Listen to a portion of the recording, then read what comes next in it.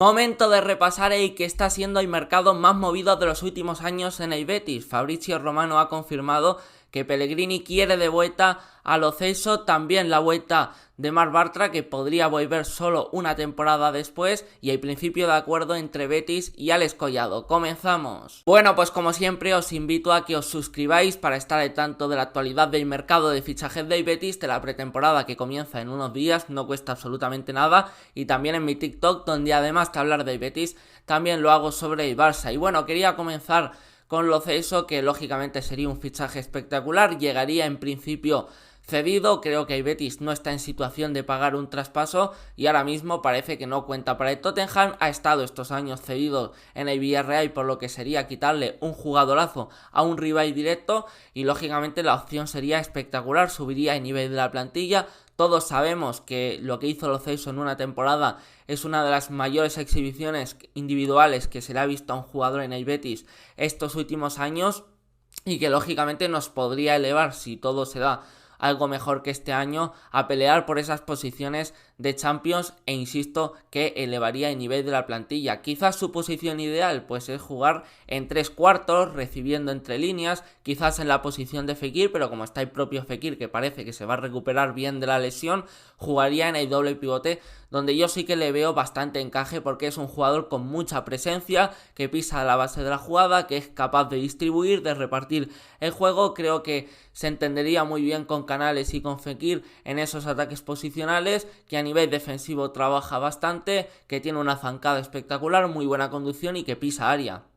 Me parece un jugador completísimo, me parece una absoluta burrada y creo que mejoraría a William Carvalho en ese doble pivote. Podría jugar además en la derecha, sobre todo en la media punta. Me parece un jugador, insisto, de muchísimo nivel, pero para que se concrete su fichaje en forma de cesión habría que darle salida a ciertos jugadores que ocupan una ficha muy alta, como es el caso de William Carvalho, que además en lo deportivo dejaría libre ese doble pivote para la llegada de Lo Celso y que parece que se va a ir a Arabia Saudí por una cifra de millones bastante interesante. También hay que ver pues qué pasa con jugadores como Luis Felipe, que lógicamente su salida no es tan apetecible, pero dejarían una millonada. Veremos qué pasa con William José, que es una de los delanteros.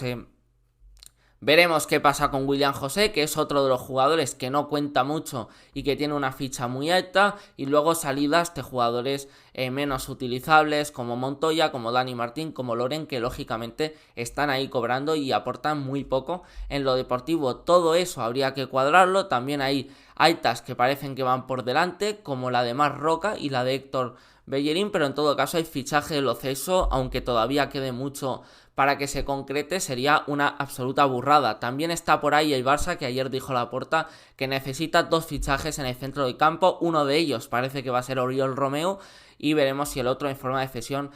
no es Lo Celso, porque que sí se va a ir, y el Barça, por mucho que haya fichado a Gundogan, necesita fondo de armario y para un año podría ser un buen parche. Así que lógicamente el Betis va a tener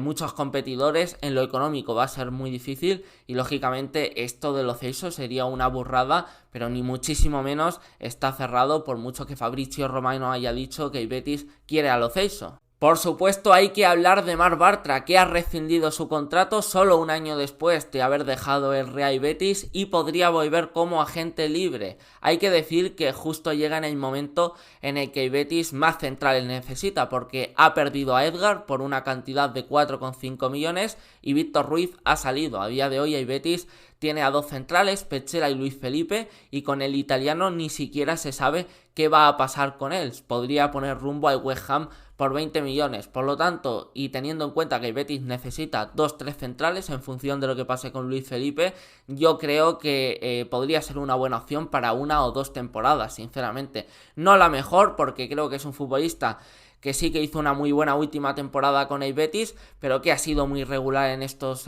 4 o 5 años que ha estado en el club, que ha tenido muchos problemas con las lesiones, que ha tenido, insisto, muchos errores a nivel defensivo. Ha habido años que ha sido un absoluto drama y que nunca se ha terminado de consagrar como titular, porque insisto que su irregularidad le ha marcado muchísimo. Además, creo que llega en un momento donde el Betis necesita rejuvenecer un poco la plantilla. Ya hemos hablado de que la columna vertebral ha entrado en la treintena, los William Carballo, Canales, Fekir, Borja Iglesias ya tienen 30 o más años y lógicamente lo que interesa ahora es rejuvenecer la plantilla, sobre todo para que el equipo en partidos de ritmo alto cuando sale a Europa no sufra tanto. Y creo que eso no pasa por fichar a Marc Bartra. Creo que lo que ha hecho Luis Felipe este año supera todo lo que hizo Bartra en 4 temporadas, por lo tanto sería perder muchísimo en defensa si cambiamos a Luis Felipe por Bartra. Insisto que podría ser algo puntual.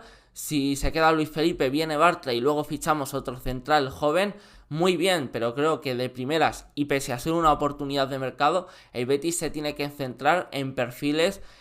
más jóvenes, y también creo que el perfil de Bartra pues ya está un poquito desgastado, honestamente, con la edad que tiene, y es una figura muy vista en el Betis. Probablemente este año en Turquía haya bajado el nivel porque la liga ha sido menos exigente y veremos qué pasa, pero a mí sinceramente no me termina de convencer mucho ni de ilusionar la vuelta de Marc Bartra a estas alturas de su carrera. Y toca hablar también de Alex Collado, un jugador que actualmente milita en el Barça, donde no cuenta para Xavi, nunca ha tenido una oportunidad real con el primer equipo, y sí que es cierto que en su día en las categorías del Barça destacó bastante, marcaba muchos goles, creo que es un jugador con muy buen golpeo, el típico zurdito que juega a pierna cambiada y que tiene unas condiciones buenas, pero que en la élite no se ha terminado de amoldar, no ha terminado de tener la continuidad en el juego, es un perfil bastante intermitente, no ha evolucionado físicamente como se esperaba y no termina de marcar las diferencias. Se nos queda un jugador que ha encadenado 2 descensos consecutivos. Y alguno me dirá, ya, pero es que Joselu hace 2 años bajó con el Alavés y este año con el Español. Ya, pero es que Joselu ha sido el tercer máximo goleador de la liga y además le ha dado un título a la selección. Ahora está en el Madrid y la realidad es que Alex Collado en el Granada y en el Elche ha marcado 3 goles en 2 temporadas y ni siquiera ha jugado en la mitad de los partidos. Por lo tanto, un jugador muy poco importante, muy poco trascendente en la primera división estos últimos años, y que a mí me lo quieran vender en un equipo que ya está acostumbrado a jugar Europa y que a día de hoy es un equipo consagrado en Europa League, sinceramente no lo entiendo mucho. Creo que no mejora a absolutamente nadie de los que tenemos. Estoy hablando de Canales, de Luis Enrique, de Rodri, que son 2 perfiles jóvenes, al igual que Alex Collado, que no es que digas es que necesitamos un perfil joven porque tal y tal, no, o sea, tienes a Rodri y a Luis Enrique, que son 2 proyectos de jugadores de presente más que Alex Collado y sobre todo de futuro, y luego incluso a Aitor Rival, que juega en banda de forma habitual más que de lateral y que además va a jugar en esa zona tanto por la derecha como por la izquierda. Y más teniendo en cuenta que probablemente el lateral derecho de la próxima temporada en clave Betis sea Héctor Bellerín y Youssouf Sabaly. Por lo tanto, es que no le veo ningún hueco a Alex Collado por mucho que llegue a coste cero, sinceramente. O sea, me parece que sería el 4º en su posición o 5º, y sobre todo es un jugador que únicamente juega en banda derecha a pierna cambiada, o sea, no es polivalente, y es que el Betis tiene un montón de efectivos en esa zona. Por lo tanto, ¿podría ser una alternativa más? Sí, a mí no me vais a ver criticar el fichaje de este jugador llegando a coste cero y cobrando poco. Pero hombre, sinceramente, yo no le veo con nivel Betis. Está Juan Cruz también por ahí, que tuvo esa lesión cuando lo estaba haciendo muy bien con el primer equipo, ya estaba dando victorias y desapareció por completo. Y veremos qué pasa con Lainez, que todavía lo tenemos aquí en plantilla, si no me equivoco. Corregirme si me equivoco, pero creo que todavía está en plantilla y hay que darle una salida. En fin, el fichaje de Alex Collado es que no lo termino de ver, honestamente, que nos lo quieran meter en un equipo que va a jugar Europa la próxima temporada, habiendo ni siquiera sido importante en Granada y Elche, 2 de los descendidos más trágicos de los últimos años. Y finalizando con Héctor Bellerín y Marc Roca, serán los próximos fichajes del Betis. Ya he comentado en repetidas ocasiones que Bellerín firmará hasta 2027 y que su oficialización depende de si se libera una ficha como pueda ser la de Dani Martín, la de Loren, la de Montoya, incluso la de algún jugador importante. Ya se ha ido Edgar, pero parece que se necesita algo más de fluidez. Y en el caso de Marc Roca, no sé si se está esperando a una oferta de Guido Rodríguez o si Paul no termina de renovar, pero bueno, lo de Marc Roca sí que de momento, aunque parece que se ha cerrado ya, hay que ver cómo evoluciona el tema del pivote en los próximos días, pero lo de Bellerín sí que es cuestión de que haya alguna que otra salida, incluso a lo mejor cuando estéis viendo este vídeo ya es oficial. Y nada más, espero que os haya gustado este análisis del Betis repasando el mercado de fichajes, que está siendo el más divertido de los últimos años, sobre todo porque el Betis se ha dado cuenta de que necesita gente de nivel, necesita fichajes porque lógicamente este año el club se ha quedado muy corto en ciertas posiciones, en determinadas situaciones ha habido falta de jugadores de fondo de armario y el equipo se ha quedado fuera de las posiciones Champions y eso es por algo. Nada más, suscribiros y nos vemos en el siguiente.